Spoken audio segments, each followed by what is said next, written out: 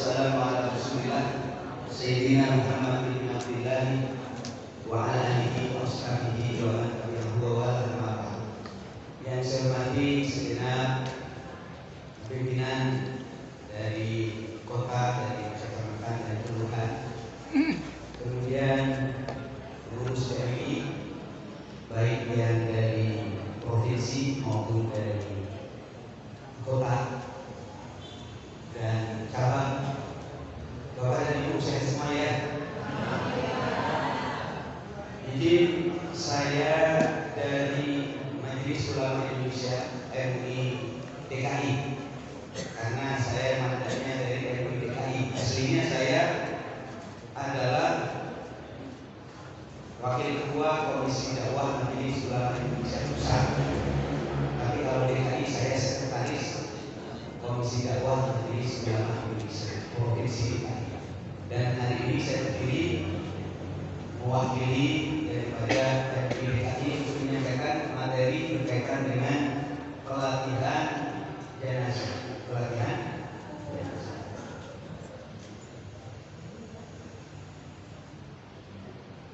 Ini kurang panjang, ada yang panjang tidak ya?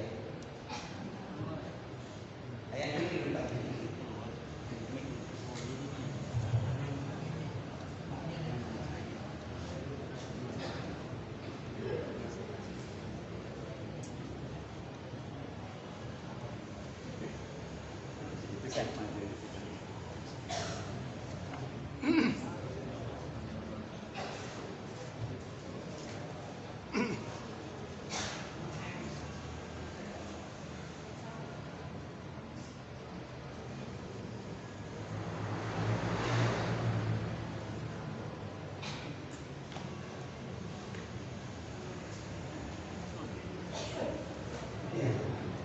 Baik, pelatihan tajhiz al-mayyit bersama 1068 petugas tajhiz al-mayyit Provinsi DKI Jakarta.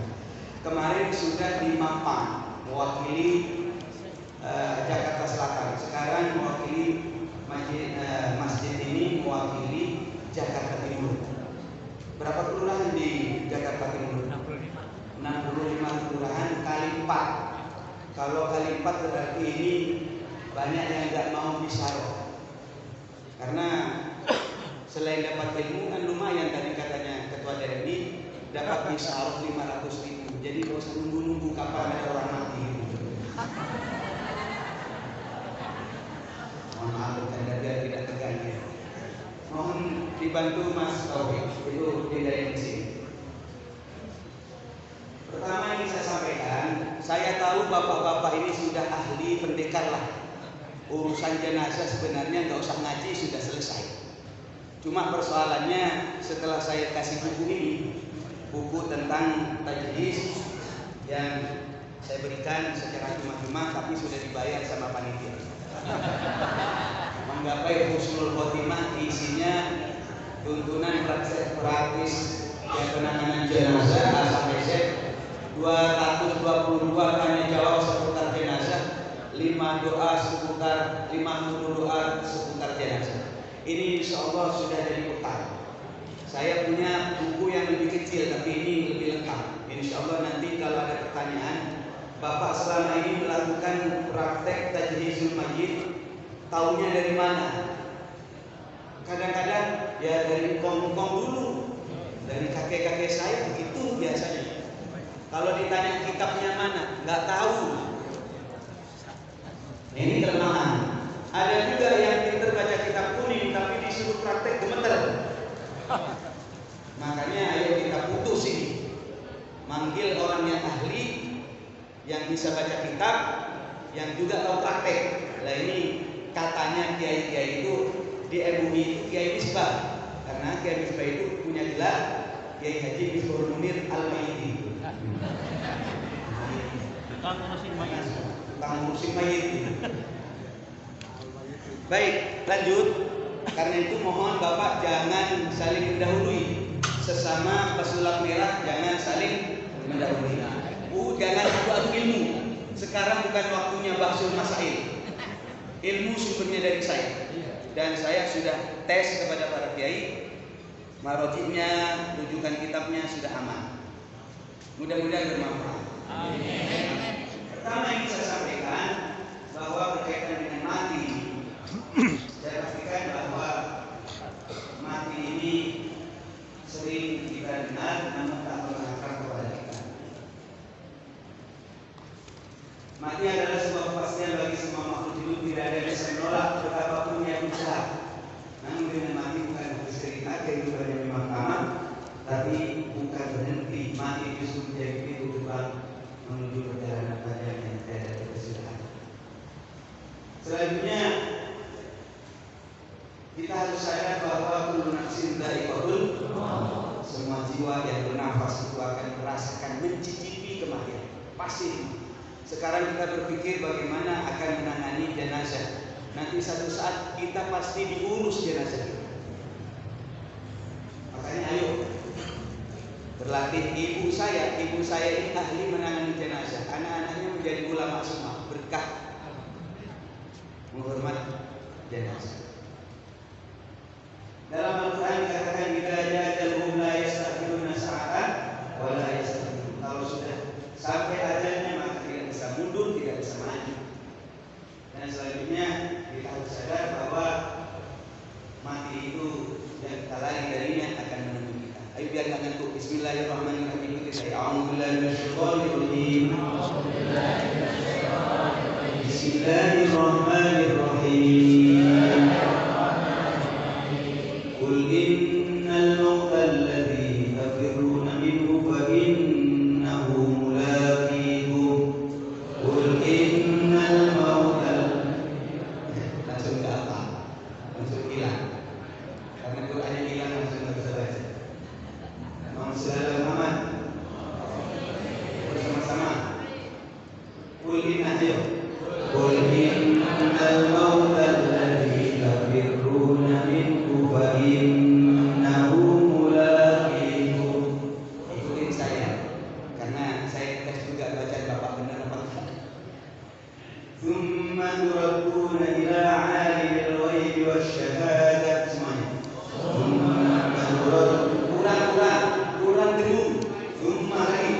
Tsumma turadduna ila 'alimil ghaibi wasyahadah fayunabbi'ukum bima kuntum ta'malun.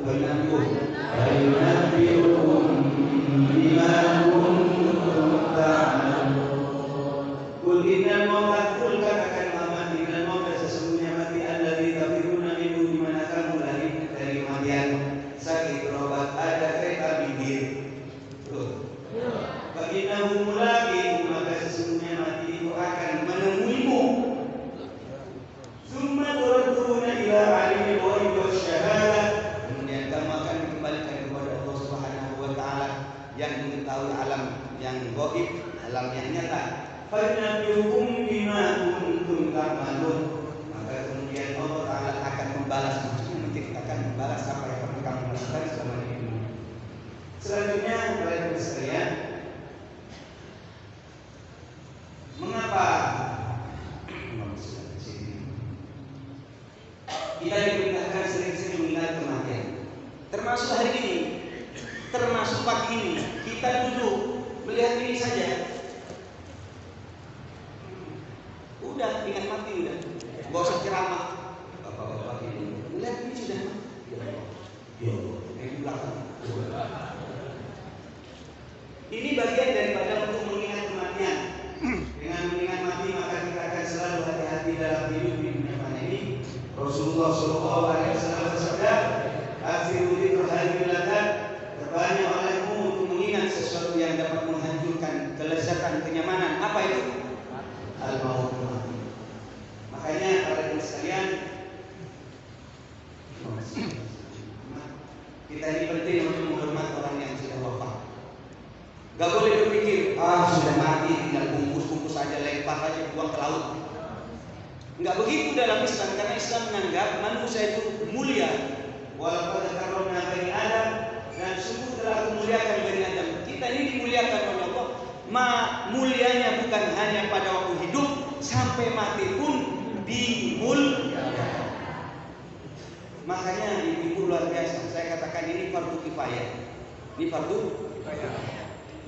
Ya, ini fardu kewajiban yang diwajibkan dibebankan kepada kolektif. Katakanlah dalam satu kota kalau nggak ada satupun orang yang tahu mengenai ini, dosa semua. Iya, kalau di kampung, kalau di Jakarta minimlah satu kelurahan. Makanya pemerintah ini dana ini nanti 7 miliar dibagi kepada bapak dan ibu. Alhamdulillah, dibagikan kepada bapak dan ibu setiap bulan 500.000. Ini peka berarti mereka ini.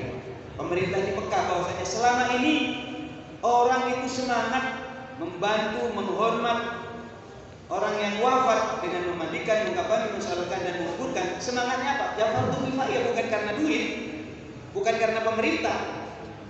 Tapi kalau ada kepedulian kan, alhamdulillah. Makanya kemuliaan ini harus dijaga sampai kapan?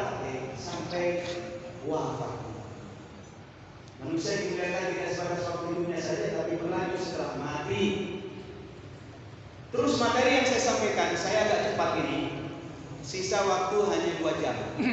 Yang saya sampaikan nanti adalah materi 6 hal, 6 perkara. Dan yang akan sampaikan selanjutnya adalah praktek. Maka saya lari-lari.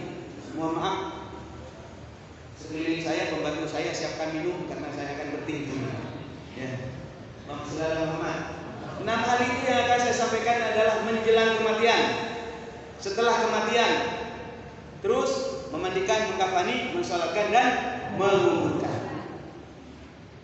6 hal ini akan saya sampaikan pada kesempatan kali ini. Dan Bapak jangan tanya kitabnya mana Pak Kiai. Itu kitabnya di buku itu sudah. Ya. Setiap pernyataan saya akan jawab secara keilmuan sehingga nanti katanya soalnya katanya begini, itu alamatnya di mana? Nggak ketemu. Sekarang sudah ketemu. Alamatnya di Majelis Ulama Indonesia. Dalam hal ini ditunjuk Komisi Dakwah menunjuk saya. Sehingga selesai sudah di Jakarta ini. Kalau ada orang menangani masalah jenazah, sumber hukumnya ya tentu di Majelis Ulama Indonesia. Paham maksud saya? Nah ini kan berat Pak. Kalau saya salah nanti ajrakum alal fatwa, ajrakum alal nar. Berani berfatwa, kamu berani masuk neraka. Namun mudah-mudahan diberi petunjuk. Saya ikhlas karena Allah, Bapak ikhlas karena Allah. Insya Allah nanti mawaddah sholat akan berjalan kita. Kita masuk pada materi yang pertama. Bila ada tanda sakaratul maut, di situ ada keterangan tandanya, di antaranya hidungnya sudah mulai miring, pelipisnya sudah mulai mencekung. Miring nggak hidungnya sampai? Masih lepas berarti masih lama. Kalau sudah ada tanda-tanda kematian, tanya juga kepada dokter apa saja tanda-tanda kematian itu yang akan menghampiri. Di buku ini sudah dicatat juga. Maka harus ada langkah-langkah. Orang ini sudah sakaratul maut. Yang pertama, menghidupkan pada sisi lambung dada dengan menghadap kiblat. Bila memungkinkan, bila tidak, maka diletakkan dalam posisi terletak sedangkan wajah dan telapak kakinya dalam posisi hal ini akan memudahkan pulangnya ruh. Tolong mesin tidur sana. Ini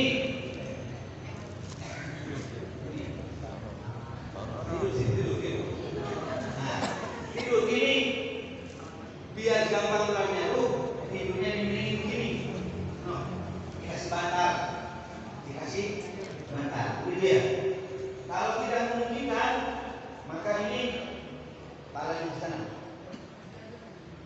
Salah masuk. Namanya majlis. Sini kepala sini. Nah, gini. Ya, kiblatkan di sana. Ini pilihan. Pilihan yang pertama kanan berarti miring, diganjal belakang. Pilihan yang kedua kepala sebelah sana. Paham ya? Biar gampang keluarnya. Jadi nggak bisa ditanya ke dokter ini. Ini ada keterangan di dalam kitab di situ. Baik, tidur aja. Dituntut membaca kalimat tauhid la ilaha illallah. Tidak dianjurkan Muhammad Rasulullah. Maksudnya bukan tidak baik, susah. Muhammadur Makanya alhamdulillah Nabi Muhammad mengingatkan, man kana akhiru kalamihi la ilaha illallah dakhalal jannah. Barang siapa akhir hidupnya ditutup dengan la ilaha illallah akan masuk surga. Makanya ditalqin la ilaha illallah, la ilaha illallah, la ilaha illallah. Nah, kalau sudah bunyi begini, diam semua.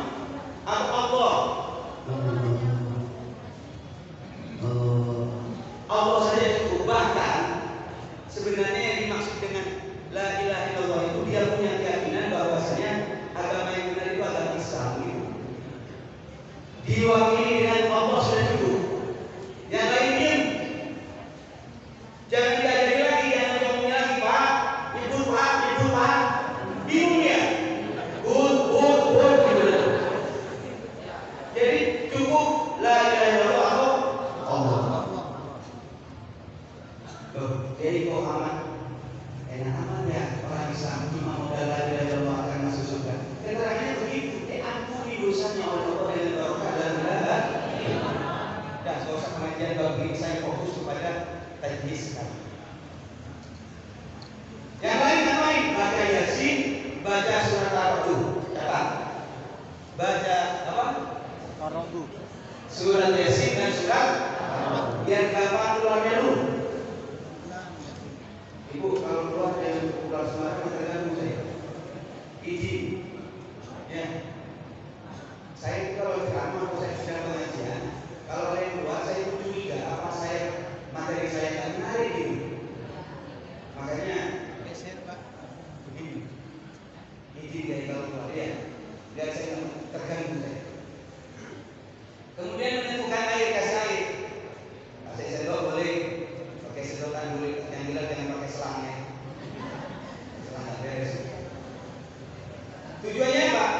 Biar gampang keluarnya. Saat itu dia itu sangat haus.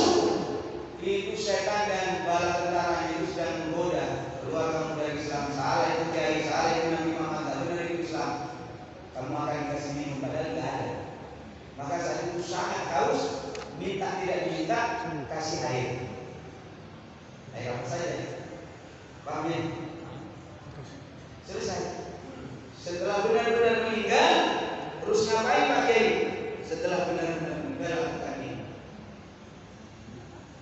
Meninggal benar apa tanda-tandanya? Mesti disebutkan. Halaman berapa? Coba lihat.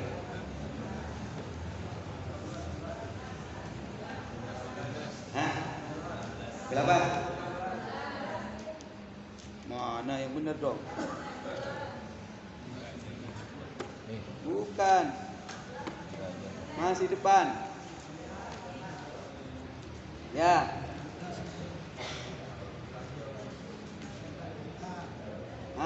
Ini halaman 16 bila ajal menjemput. Apabila tanda-tanda kematian sudah positif seperti kedua telapak kakinya sudah melemas, hidungnya agak miring. Ini penjelasan dari sisi kitab ya, bukan model-model dokter. Kalau dokter sudah ada alatnya untuk mengatakan dia sudah meninggal.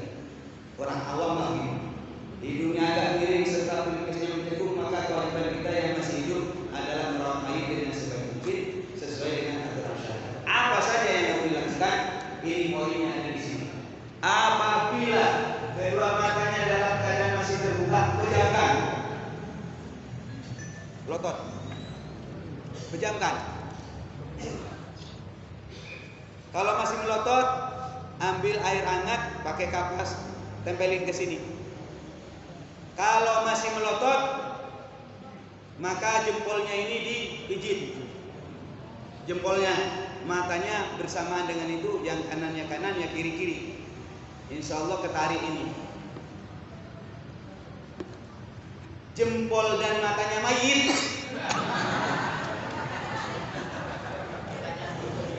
Kemarin ada yang salah, jempolnya sendiri dipijit.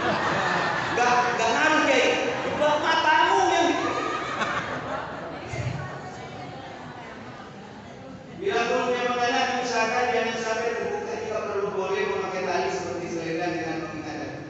Diikat biar nggak mangap. Kalau mangap cepat bau, cepat busuk. Kalau cepat busuk akhirnya ngomong. main poker. Kalau ada tahunan tapi jadi ustaz, didiemin begitu saja. Jadi tutup tali yang benar, jangan pakai tali rapia. Itu jelek kan, kalau rapia kan jelek itu. Kalau saya mati saya bangun dulu. Tali yang baik yang biasanya berhubung. Melemaskan bulan persediaan diselemesin. Kan sambil ini kiai ustaz ini petugas mana yang meninggal itu gagah sedikit, langsung tangannya dilemesin gini. Udah diam gini dilemesin ya, maksudnya begitu, maksudnya biar kalau apa yang di belakang suruh siapa ada di belakang begini ya, dilemesin, kemudian kakinya juga ya, paham ya? Gini enggak begini, tapi baru meninggal jangan sampai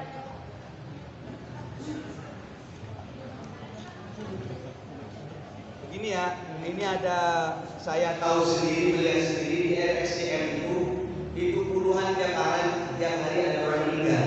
Ada yang meninggal ya ketabrak dan sebagainya, kan tidak langsung diurus, langsung begini, tangannya begini, seharian begini, kasihan.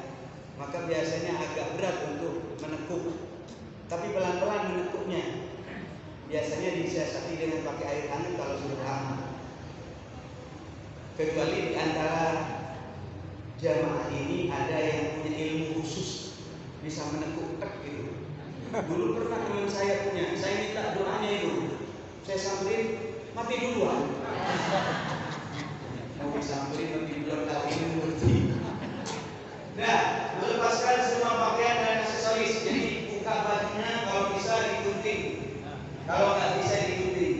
Karena kalau tidak cepat dibuka ini cepat bau, cepat bau. Termasuk juga jamnya, termasuk gigi palsu, cabut. Cuma ngukur ya, ukurannya kalau kira-kira bapak kepada yang hidup nggak sakit, kami ini dicabut nggak sakit pakai cabut nggak apa. Gigi emas itu termasuk tirkah, hak daripada ahli waris cabut kalau memang tidak menyakit. Bisa pakai tapi pakai tang, ukur sendiri dong. Kira-kira pada waktu itu ditanya begini sakit apa enggak? Ukurannya kepada yang hidup. Kasu'adunil mayyiti kakasri ayat, mengganggu kehormatan mayit sama dengan mengganggu saat hidup. Itu ukuran. Kemarin ada yang tanya, Pak Kiai ini kemaluannya ada tasbih. Kemarin dia tanya lagi, siapa itu? Ada Pak, kemaluannya laki-lakinya itu dikasih tasbih untuk apa? Nggak ngerti. Boleh dicabut nggak Pak Kiai? Terus kalau dicabut pakai apa? Disobek. Jangan dong. Kok disobek? Ada di dalam apa? Ya di dalam itunya. Aduh, gua. Tapi itu urusan yang hidup. Tapi saya jawab, ukurannya kalau kira-kira itu sakit waktu hidup jangan dong. Paham ya? Ini ukuran. Adapun detail kitabnya ada di sini. Kemudian tutuplah seluruh tubuhnya dengan kain tipis untuk kehormatan. Mana Mas? Ketinggalan. Kainnya. Bagi sini Pak Kain. Kain dari kain. Dekat. Udah saya tahu ini kan. Bangunannya saya dulu mulai tadi suruh disiapkan. Baik. Ini dulu lagi kita. Saya sengaja Pak nggak pakai boneka biar gampang disuruh-suruh. Kalau pakai boneka nggak bisa, saya capek. Kemudian tutup seluruh tubuhnya dengan kain tipis untuk kehormatan, pakai kain, tapi jangan bergambar ya. Saya orang PDI Pak pakai kepala banteng, jangan. Saya orang Gerindra pakai Garuda, jangan. Jadi usahakan jangan bergambar. Meletakkan kuda di atas tubuhnya kira-kira setengah on. Misalnya ada ini, seperti ini, dibungkus ya pakai kain ya. Mandikan di sini, kalau di sini jangan nggak kembung perutnya. Kalau kembung biasanya cepat bau. Ya, karena satu ketika saya mandikan kan ibu begini. Ketika memandikan itu bunyi, dari perutnya itu keluar angin. Itu waktu keluarganya pada kabur. Bapak itu lagi, kabur semua. Saya kan di atasnya. Mau kabur kan saya sudah kiai. Di film-film itu kiai kan berani. Ya. Kiai itu kok derajatnya turun jadi mengusir hantu. Saya nggak mungkin kabur lah. Saya telepon guru saya, kiai apa ini maksudnya kau jadi begini? Itu kembungnya karena tidak dipilih dengan benda. Itu ikhtiar kita ya. Bapak dan Ibu biar tenang. Oh ini kan. Baik. Mengumumkan kematian, menyelesaikan tanggungan mayit. Nah ini penting.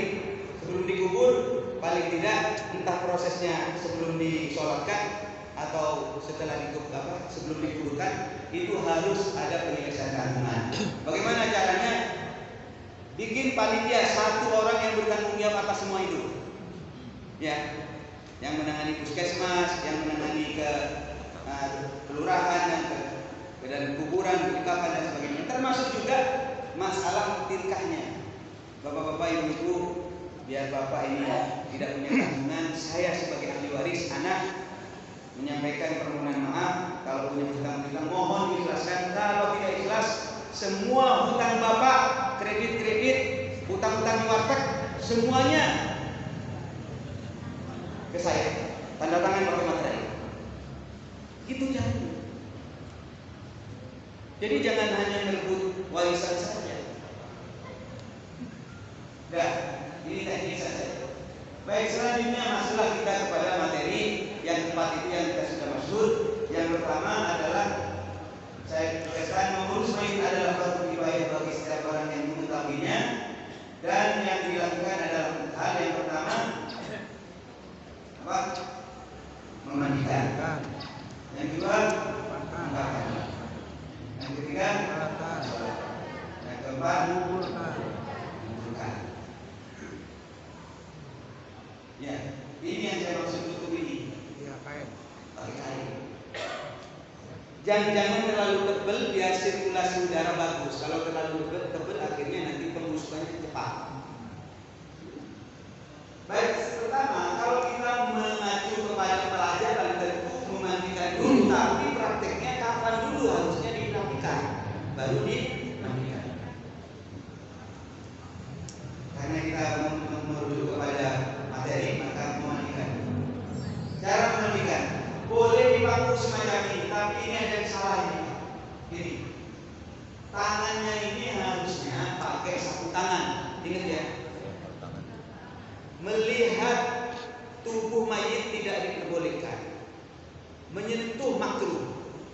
Kalau menyentuh kemaluannya haram.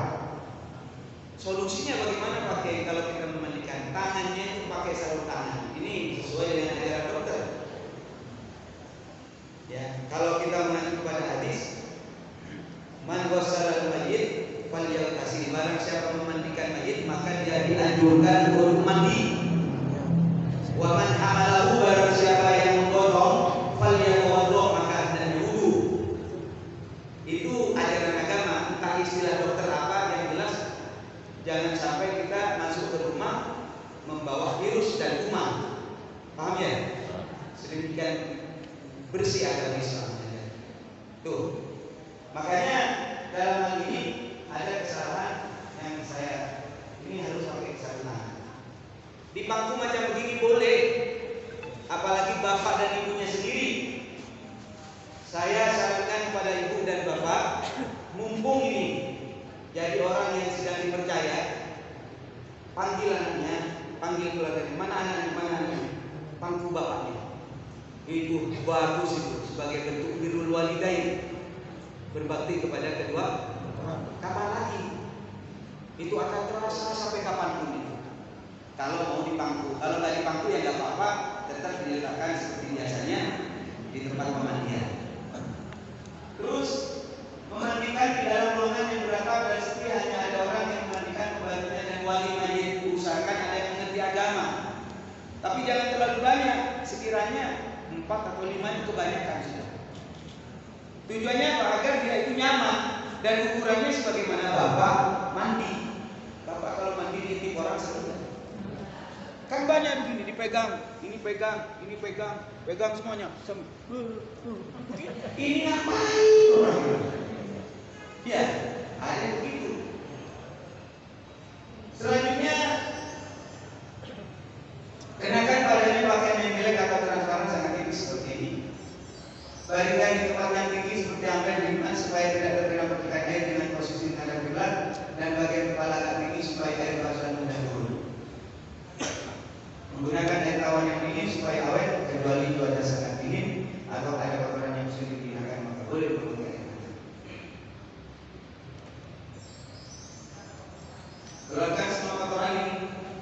Ini belum wudu, bersihkan dulu. Saya ulang, bersihkan dulu. Bersihkan dulu badannya. Keluarkan semua kotoran, perutnya begini. Ya, dijebok. Kemudian bila sudah selesai bersih semua, makanya alatnya sudah siap di sini.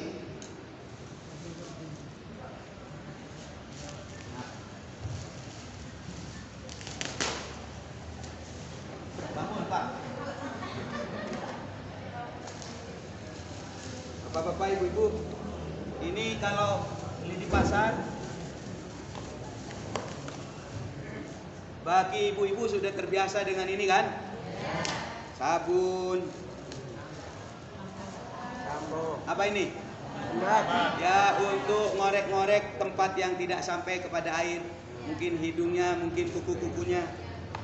Ini apa ini? Ambar. Dapur barus untuk campuran mandi atau campuran di kapas boleh juga.